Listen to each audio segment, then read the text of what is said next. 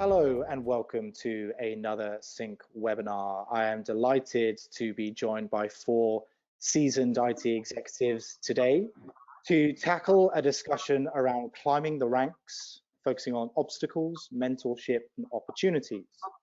Our moderator for today's discussion is Helen Knight, Principal and CIO of Helen Knight Consulting. Helen was voted Canadian Transformation Leader of the Year in 2019, is a valued member of the Sync Executive Council, and a STEM diversity advocate. Helen, over to you. Thanks so much. I'm really excited to have this conversation this morning. Karen, do you mind introducing yourself and telling us a bit about how you ended up in technology and what drew you to it? Sure. Hello, everyone. My name is Karen Mincy. I've been in the utilities my entire career. I've been at my current role probably for 29 years now, and previously I worked for another utility for 8. My background is in engineering, and I ended up in technology more or less as a rotational assignment. So I spent probably over half of my career on the business side, but in the technical, supporting the technical aspects of the business. And then this opportunity in information technology came up, and I was interested in moving, and it's been the best decision I've made.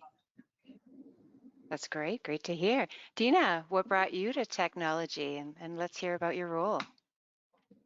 Thank you, Helen, for inviting me. This is a great webinar to do today. I've been looking forward to it. I started my career about 20 years ago as a help desk agent.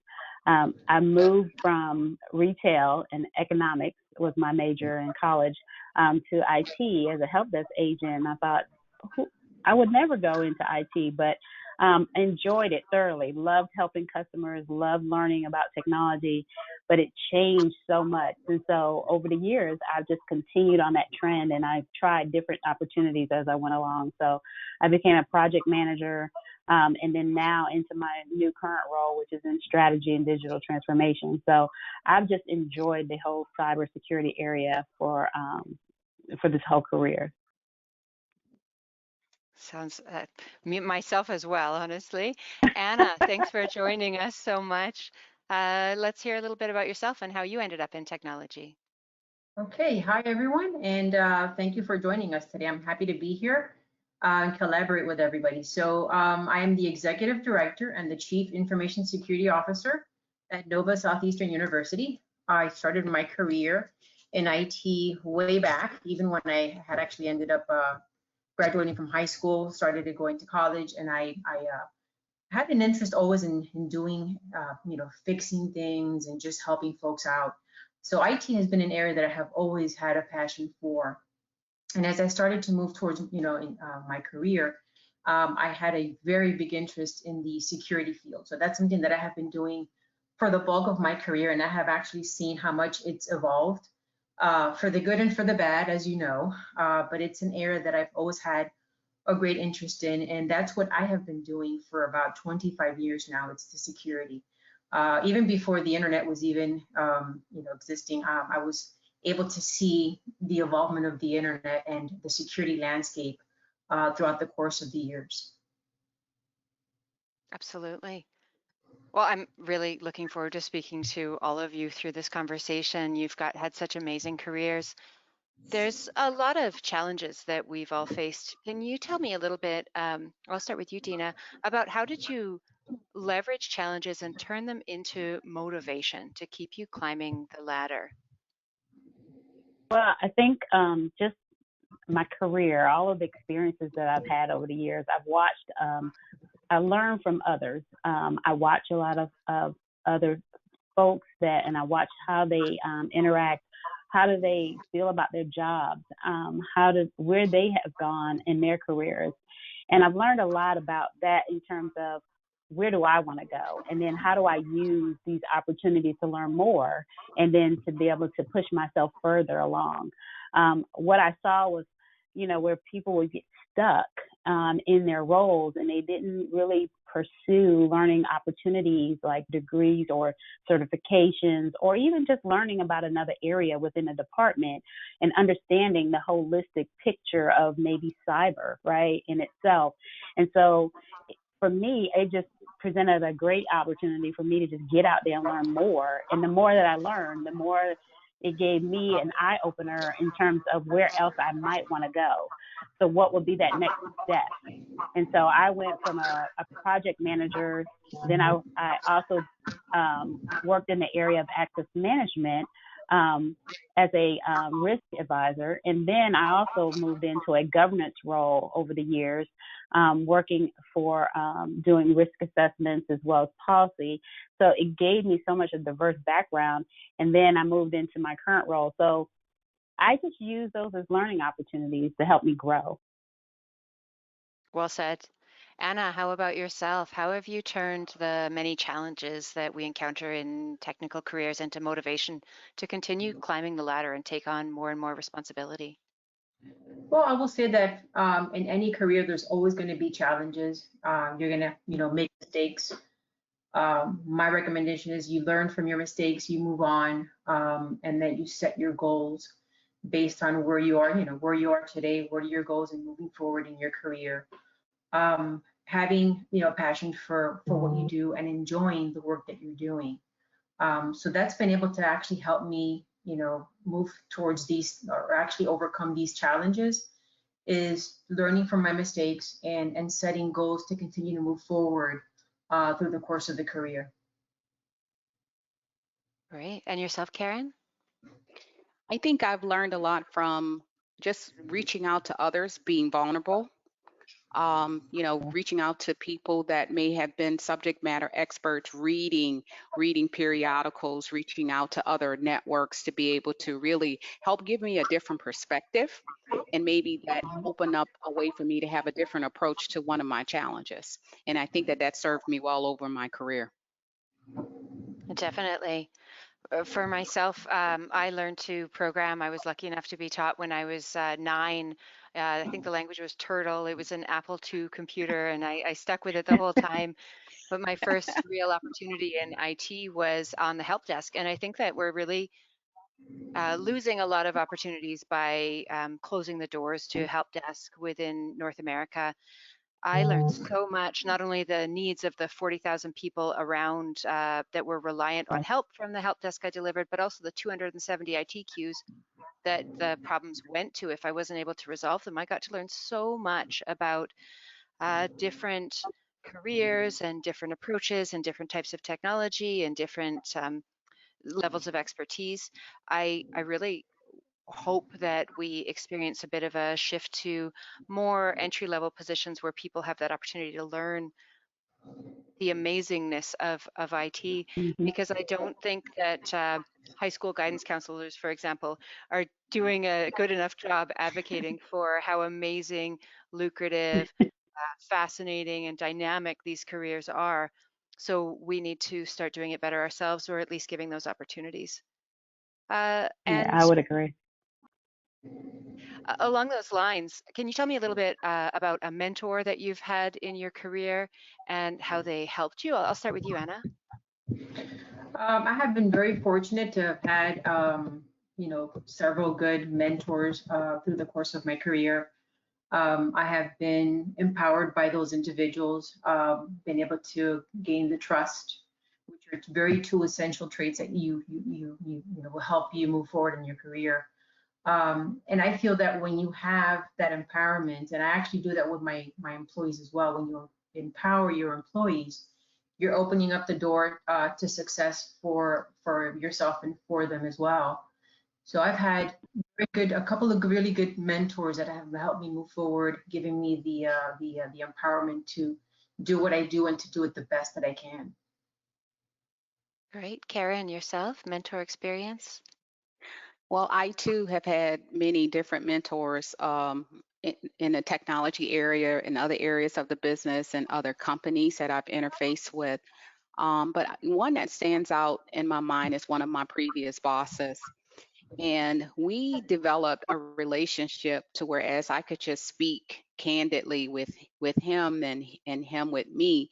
And I remember many discussions, he'd say, okay, well, I'm not a woman in technology, but here is how I see it as a male. And so I think, Mhm. really being able to have that that transparent conversation really helped give me different perspectives that I perhaps would have not otherwise thought, especially as I'm engaging in a male dominated field in my company also. So it was very, very helpful for me.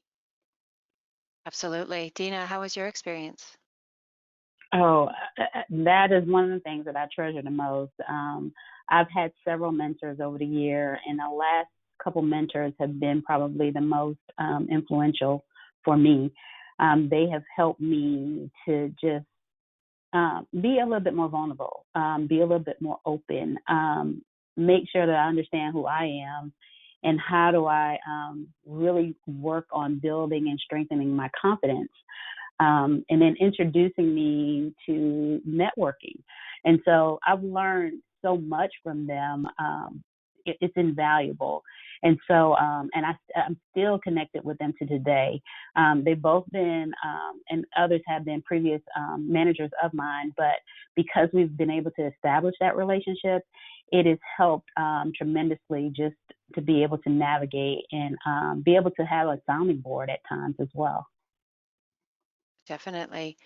I think another aspect of the mentor relationship is every perhaps not ideal situation that we may have had with leaders or coworkers. I value those. I've learned more from the occasional not perfect boss, uh, where I've grown the most in my own leadership about, things, oh, this doesn't feel good. I'm going to make sure that I never do that. This, I don't feel listened to in this way. And I'm going to make sure that I always set an opportunity to share.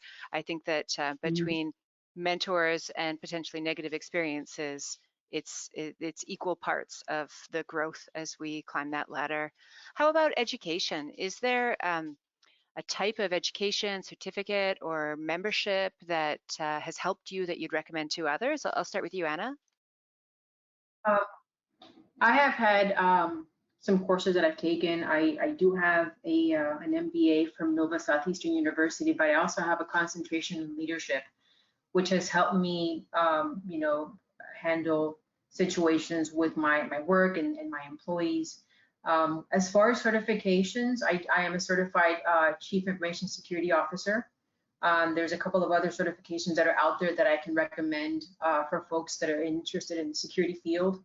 Starting with A+, you have Security Plus, Network Plus, and then you have the CISSP, which is, I would recommend if you have enough years in the security field to eventually take that certification. It's a bit difficult, it's very technical, but the CISSP is a very good certification. From my perspective, I'm a certified CISO because it's been the field that I have always really enjoyed doing, which is the security area. Absolutely. Karen? So by education, I'm an engineer. And I think it's really uniquely prepared me for the role that I'm in right now, because having that technical background, logical approach to solving problems has really brought in perhaps a different view of IT. And when I interact with my team and the executive team. Regarding courses and certifications, I don't have any specific IT certifications. However, I have went to several courses really about business technology management. Speaking the language of the business. I think it's helped me tremendously in being effective in my role. And I think when I go back to IT and I'm talking with the IT team and they're talking technology, my engineering background has really been helpful again with just being able to ask different questions because of the approaches that you're trained in as it relates to getting through engineering school. So I don't have a computer science background, but I've been able to really apply my education to the roles that I have right now and how I engage with different people.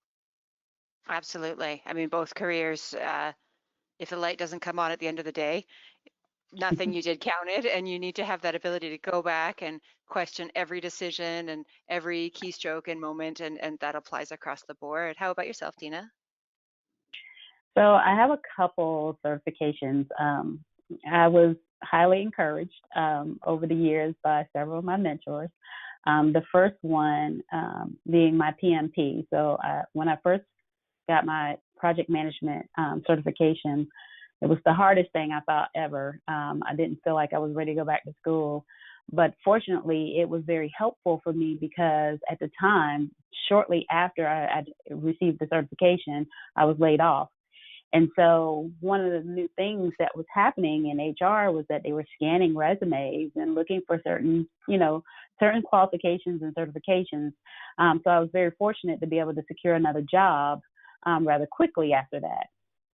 And then, of course, my next manager and mentor highly encouraged me to get my C-risk and really pushed on me. She was one that had several certifications. And so I was in the risk area at the time. So I went ahead and pursued that and thought the same thing. Oh, gosh, this is so hard. But was very successful in accomplishing that goal. And so, of course, now I'm thinking, okay, hopefully that's it, but not necessarily. So now I'm getting pushed again. And so, Anna, I feel you with the CISSP. That has been the new one that's been recommended to me. And so I've got to seriously think about that one as well, and maybe a few others, depending on which route I want to go next. But I think it does help in some ways, but then a lot of it is really when you get in wherever you are as far as just your knowledge itself. So if you can get them, I think it's really great. It's an awesome thing to have to show as an accomplishment, and it is very helpful in helping you move up. Yeah, I also want to jump in here if I can. I have actually had some conversations with some of my colleagues, and in today's world, especially in the security field, where it's such an evolving field where, you know, the cyber threat landscape is evolving every day. I think some of them are actually focusing on individuals.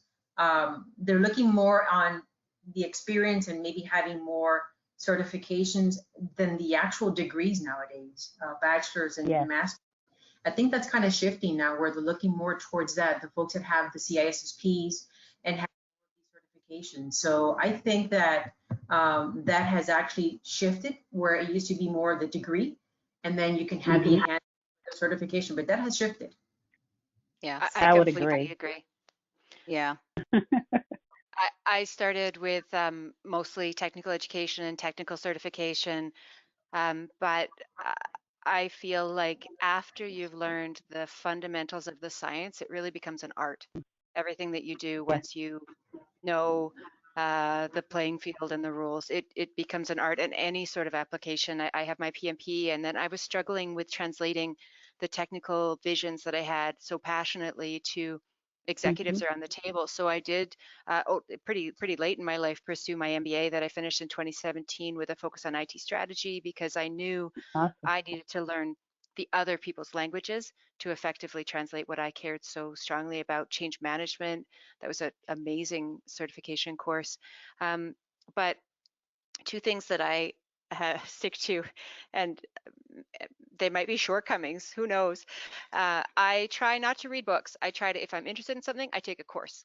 Two reasons. One, I want to make sure that I'm not getting undue influence from somebody who may not be the level of expert that I want. And two, I get to put it on my resume. So I'm going to spend the same amount of time reading a book as I am taking a course, but only one of those I can put on my resume. So I always make sure that I err on the side of certifications. All right. That's a good rule that's a good one to follow. I like that. It puts me at a disadvantage though when people are like, oh, have you read this author, and have you ever read this author? I'm like, well, no, but tell me what they generally said. And so often I know the framework or the methodology or how it was actually Porter who said that 50 years ago. So it's a neat application, and you always want to keep growing it. And I don't think we'll ever be done school. But that's both the beauty of IT. It's the most creative opportunity and career that you can have. So do you believe that we are doing enough to encourage diversity in technology?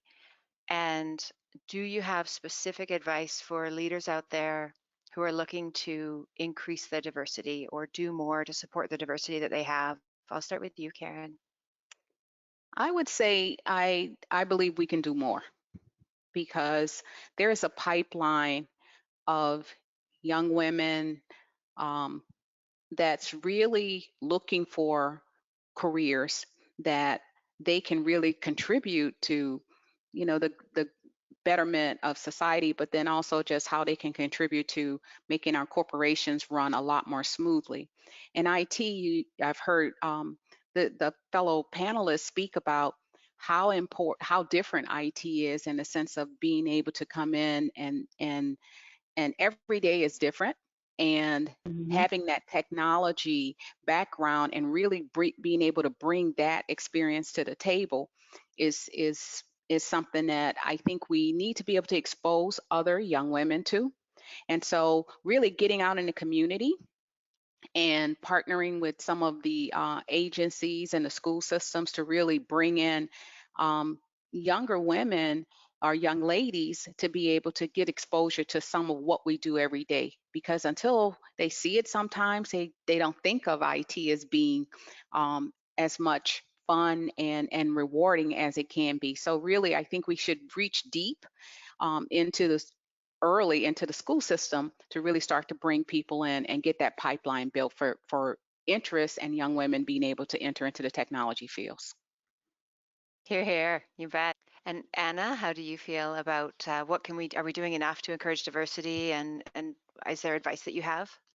Yeah, I definitely think that we can be doing more. What I would like to see is, and like Karen mentioned, is maybe to have a program where the high school students, where the females are encouraged to take a role in the IT field. Maybe have more programs to kind of get them into that. I know that in the IT field, especially in the security field, it's a very male dominant field. So it may be a little bit intimidating for some of the girls to kind of have an interest in going into that. But there's a couple of programs out there. There's one, for example, Women in IT, where I think they're kind of encouraging, the women to get into the field. So, we're seeing more and more based on some of the statistics that I've seen in the last 5 years. There's a lot more women now in the CISO roles, and I'm starting to see that I have more colleagues that are versus male. But I would like to see it where maybe we have some internships where we can provide some of these, women the opportunity to come in and get some exposure to some of the technologies that are out there, to see if there's more of an interest for them to join in and be part of the IT world. Definitely. And Dina, do you think we're doing enough to encourage that diversity in technology? Well, I would agree with the rest of the panel. I mean, we can always do more. One of the things that I noticed, which was very inspiring to me, was the last conference I went to. They actually, and I think it was FSISAC, to be honest, and they had invited certain schools where they had recipients come in. They had won kind of like a scholarship of some sort where they could attend the conference. And I thought that was really good because that actually gave them some exposure to the knowledge that we're learning when we're going to a conference. And then also within a lot of the companies, they're starting to at least really bump up their internship program. We have done a great job with ours in terms of expanding our reach to outside of just the regular schools that we normally are used to interacting with, just so that we make sure that we expand it and get a bigger pool of candidates that are out there that would like to, experience those opportunities. So we can always do more. Definitely, we can. On that note, Dina, do you think that diversity targets are helpful for hiring and promotion? Have you ever seen diversity targets in layoffs either, or even the diversity measured in that area? I thought about this one. This one was a tough one for me. I have not seen it, and I'm not sure. I'm not really sure which way we should go with this one. Metrics are always good, right? I mean, and you won't know until you actually start looking and diving into it. So it's always a good opportunity to start looking at those numbers to see if there's some trends, to see if there's some impact to where we may need to make a difference. Definitely. Anna, how do you feel? I agree with Dean. I think we should probably start looking more at the numbers and measuring this diversity and layoffs. As far as supporting diversity targets for hiring promotion, I think they both, women and men, should have the same opportunity, in climbing the ladder, not based on the fact whether it's a male or female, but the fact that they have the desire and they have the potential to move and to actually earn that promotion. So I think I definitely support diversity targets. Mm-hmm. And Karen? I think I've had similar experiences as the other panelists. The one thing that I would add is that as we're thinking about diversity and layoffs, I think a part of what we should be doing is also just asking the question on an exit interview, of the experiences of the persons that may have worked in a company, and is there some learnings there? So looking at the trends, but then also seeking to get information that can really help us to be a better company, maybe more focused in supporting diverse candidates in their roles while they're employed. That's really well said. I've heard another excellent way to maintain that diversity when you identify people as well, having stay interviews, not just exit interviews, but like, why are you still here in a more positive way? Like, what are we doing right? What is it that you're sticking with us? What can I learn from to multiply, and how can you help us be more effective in this? I love Dina's comment as well about metrics. That's exactly what we're all about with IT. The greatest success I've had with metrics isn't on an expectation of a hiring percentage, but it's about showing the metrics behind the people that are already employed, because that's often where you can surface the unconscious bias that people might not be aware of. I've seen some amazing work done between the salaries of a moderately diverse group.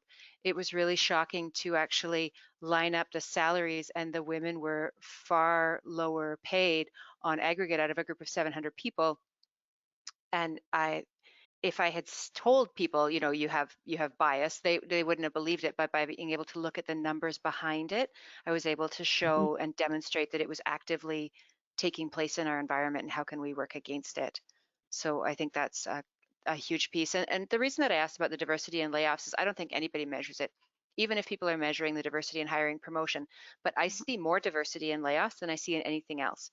And sometimes I wonder, is it easier to lay off someone when you have the freedom to assume that there is a second salary that will back them up, and therefore are there a greater number of diverse candidates in a layoff pool because you don't feel like maybe you're negatively impacting a family in the same way? And that is inaccurate, but I do question if there's unconscious bias, and I'd like to see more stats on the layoffs as well as we move forward. Let's look at the numbers behind it, so it's not just my feeling, but is there bias there as well? So what tips do you ladies have to empower women that are in the workplace today? Karen? So I'd say one of the tips would be really creating that opportunity for visibility and involvement, and really finding either projects and or committees that young women can get involved in, or women in general can get involved in, that would create that opportunity for others to see them and what they do, what their capabilities are. Quite often we aren't involved or asked because people don't know you're there.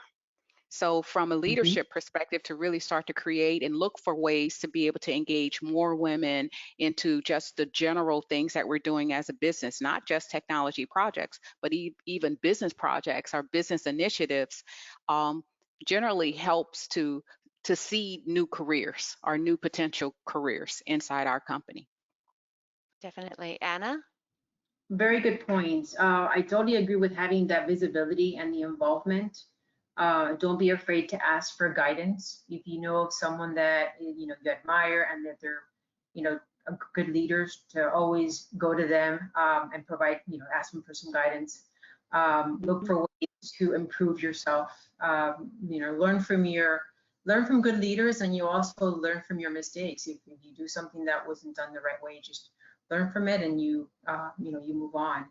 So building the level of confidence by having folks that you're going to be involved with, that's going to hopefully provide you with some of that guidance. And Dina, what tips do you have to empower women in the workplace? I agree with the rest of the panel. Visibility is very key. I learned that later on. I thought it was a little late, but when I started exposing myself more opportunities were presented to me.